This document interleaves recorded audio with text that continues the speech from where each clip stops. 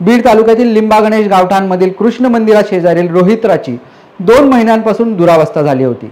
पावसाळ्यात रात्री अपरात्री ग्रामस्थांना जीव मुठीत धरून फ्यूज टाकावे लागत असे।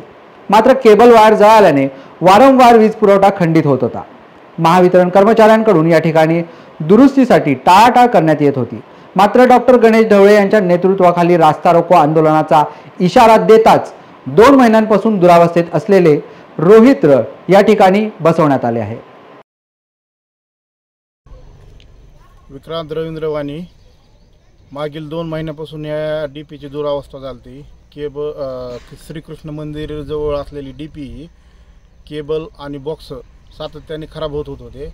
ज्यावेळेस गावातील सर्व नागरिक एकत्र आले आणि रस्ता रोकोचा इशारा दिला, त्याच दिवशी यांनी बॉक्स आणि केबल बसविले।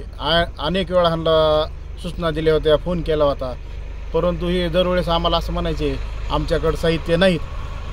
ज्या दिवशी आम्ही रस्ता रोकोचं निवेदन दिलं त्या दिवशी ह्यांनी बॉक्स आणि केबल बसवून दिले।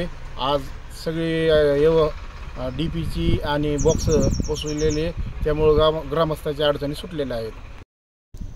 मान्सून पूर्व महावितरणकडून कोट्यवधी रुपयांचा खर्च करण्यात येतो। विजेच्या तारा असेल, झाडा तोडणं असेल किंवा त्याचबरोबर जे फुटलेले फ्यूज असतील, रोहित्र असतील, ते दुरुस्त करण्यासाठी खर्च करण्यात येतो। मात्र ही दुरुस्ती केवळ कागदावरच राहते।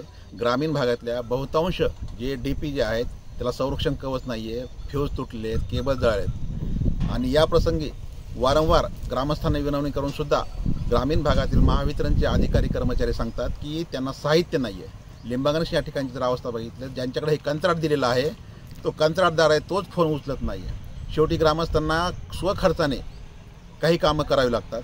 आज जर आपण पाहिलं या ठिकाणी तर ग्रामीण भागामध्ये रात्री अपरात्री लाईनमन मुक्कामी राहत नसल्यामुळं स्वतः फ्यूज टाकावे लागतात, त्यामुळे जीवाचा धोका निर्माण होऊ शकतो। त्यामुळे महावितरणनं याकडे गांभीर्यानं पाहण्याची गरज आहे।